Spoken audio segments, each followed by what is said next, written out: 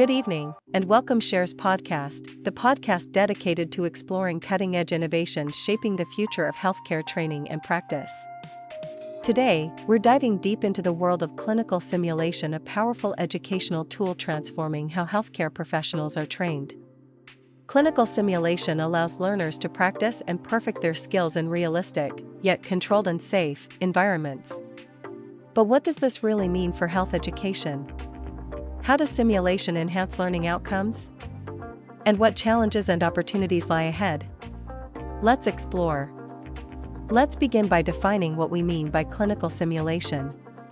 At its core, clinical simulation is an educational approach that recreates real healthcare scenarios through the use of high-tech mannequins, trained actors known as standardized patients, and even virtual reality environments.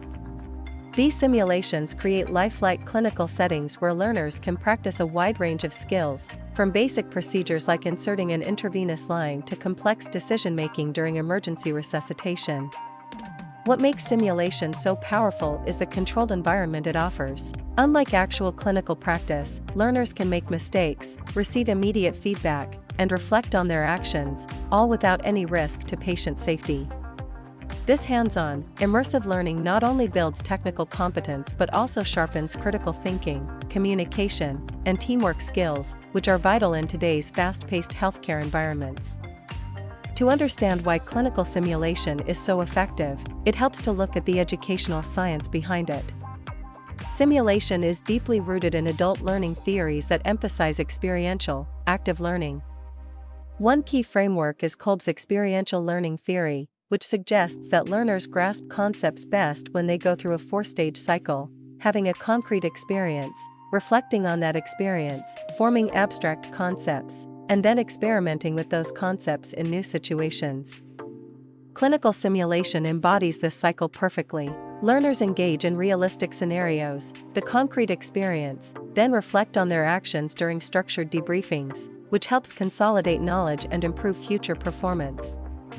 Another important theory is Bandura's social learning theory, which highlights the role of observation and modeling. In simulation, learners not only perform tasks themselves but also observe peers and instructors, absorbing clinical reasoning patterns and communication strategies. Moreover, simulation promotes deliberate practice, a concept championed by psychologist K. Anders Ericsson, allowing learners to repeatedly perform skills with targeted feedback until mastery is achieved. This repetition in a safe environment is critical for developing both cognitive and psychomotor competencies. Now that we understand the educational foundations, let's explore how clinical simulation is applied in health education across various domains.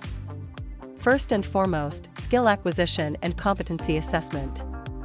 Clinical simulation allows learners, from medical students to seasoned clinicians, to practice procedural skills in a controlled, risk-free setting.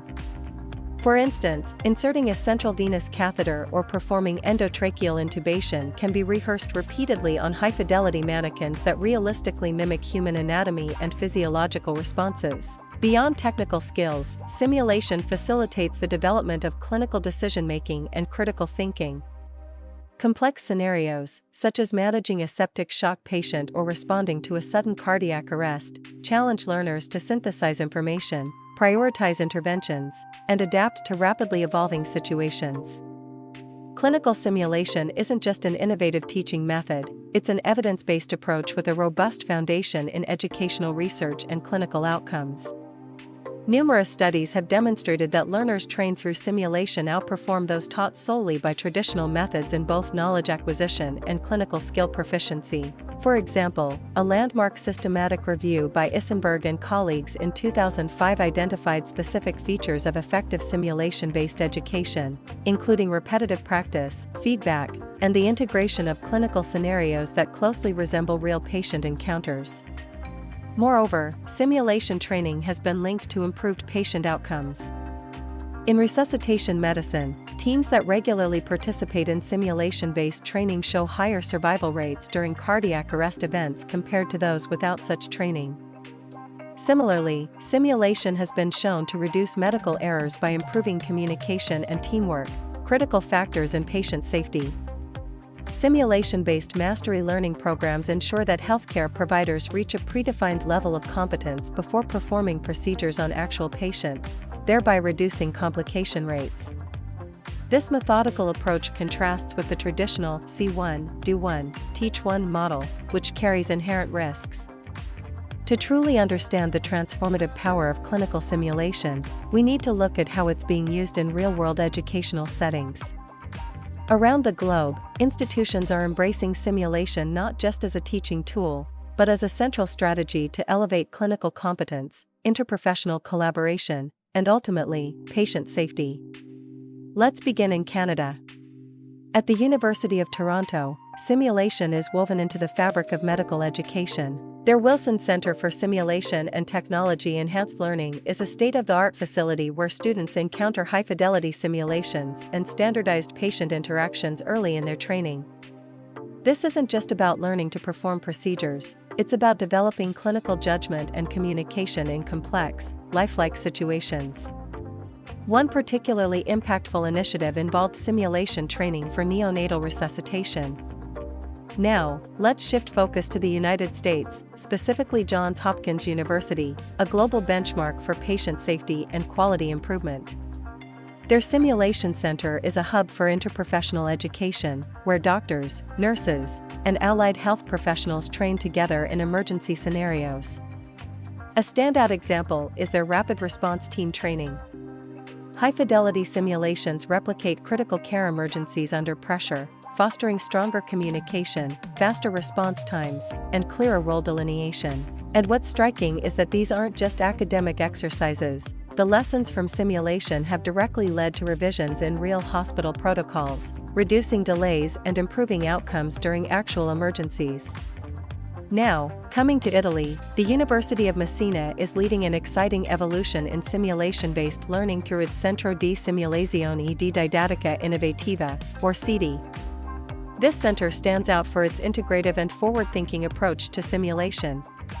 At CEDI, students from medicine, nursing, and other health sciences are immersed in a combination of high-fidelity simulations, procedural skills labs, and advanced virtual environments. What makes this center unique is its commitment to aligning simulation with pedagogical innovation. It's not just about mimicking the clinical world, but about teaching students how to think, decide, and communicate in it.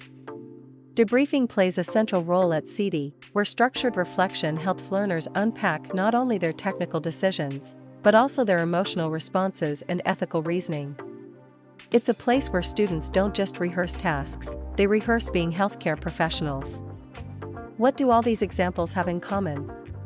They show us that clinical simulation is more than just an educational trend, it's a pedagogical movement, one that is redefining how we prepare future healthcare professionals. Whether it's enhancing neonatal care in Toronto, training rapid response teams in Baltimore, fostering reflective practice and cultivating empathy in Messina, simulation is opening a new frontier in health education, one that is experiential, evidence-based, and deeply human. Now, while clinical simulation is undeniably a game-changer in health education, it's important to acknowledge that it's not without its hurdles. The journey to fully harnessing its potential is ongoing, and there are some real challenges that educators and institutions face. For starters, cost is a big factor. High-fidelity mannequins that breathe, bleed, and respond physiologically don't come cheap. Setting up a simulation center requires substantial investment, not just in equipment, but also in space, technology, and trained personnel. For smaller schools or those in resource-limited regions, this can be a significant barrier. It raises the question, how can we make simulation accessible without sacrificing quality? Another challenge lies in faculty development. Effective simulation isn't just about having fancy gadgets, it requires skilled educators who can design scenarios that mirror real clinical complexity and, crucially, facilitate reflective debriefings. Debriefing is where much of the learning happens. But facilitating a good debrief takes training and experience, and not all institutions have the resources to build that capacity. Integration into existing curricula is also tricky. Health education programs are often already packed, so finding the time and space for simulation can be difficult. It demands careful planning to ensure simulation complements clinical placements and theoretical learning rather than feeling like an add-on. Technological challenges can't be overlooked either. Simulators need regular maintenance, updates, and sometimes repairs. Plus, the pace of technological innovation means equipment can become obsolete quickly, pressuring institutions to keep up without breaking the bank. And finally, there's the big question about long-term impact. While we have strong evidence that simulation improves learning and immediate clinical skills, tracking how it influences actual patient outcomes over time is complex. We need robust, ongoing research to fully understand its real-world effectiveness. But here's the exciting part: the future looks promising. Emerging technologies like virtual reality and augmented reality are opening new doors. Imagine donning a VR headset and being instantly transported to a busy emergency room, practicing critical procedures without ever leaving your home or classroom. This could dramatically increase access, especially in remote or under-resourced areas. Artificial intelligence is also making waves. AI can personalize learning by adapting scenarios to challenge learners based on their strengths and weaknesses in real time. It can even provide nuanced feedback, enhancing the reflective learning process. Interprofessional simulation, that is, training healthcare teams from different disciplines together, is gaining momentum, reflecting how real patient care happens. And importantly, simulation is moving beyond just technical skills. There's growing recognition that non-technical skills like ethical decision-making, cultural competence, and managing stress are equally vital. Simulation offers a unique way to safely explore these complex human factors. There's an increasing push to make simulation globally accessible. Innovative, low-cost models and mobile simulation units are helping bring these powerful educational tools to places where traditional resources are scarce. So yes, clinical simulation faces challenges, but it's a vibrant, evolving field full of potential.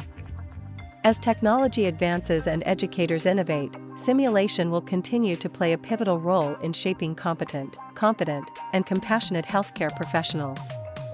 As we wrap up today's episode, I want to leave you with a question to ponder: how might clinical simulation transform your own journey in healthcare? Whether you're a student just starting out, a seasoned practitioner seeking to sharpen your skills, or an educator shaping the next generation, simulation offers a unique space, a safe, immersive environment to learn, make mistakes, and grow without risk to patients.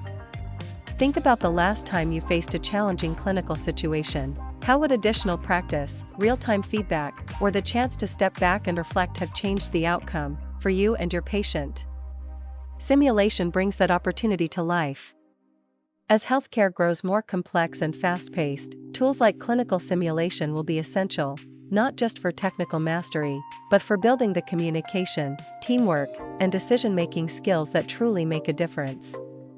So, whether you encounter simulation in your classroom, hospital, or even virtually, I encourage you to embrace it as a powerful partner in your professional development. Keep questioning, keep practicing, and above all, keep caring. Thank you for joining me on this journey. Whether you're a student, educator, or healthcare professional, I hope you walk away inspired to engage with simulation in your own context, and to think more deeply about the future of health education. If you enjoyed this episode, please consider subscribing to the CHERS Podcast, and share it with colleagues who might find value in our discussions. You can also follow us on your favorite podcast platform or reach out with feedback on your website, www.chers.ch. We'd love to hear from you. Until next time, and this has been CHERS Podcast, where we explore innovation, empathy, and excellence in healthcare education. Stay safe, stay curious, and keep learning.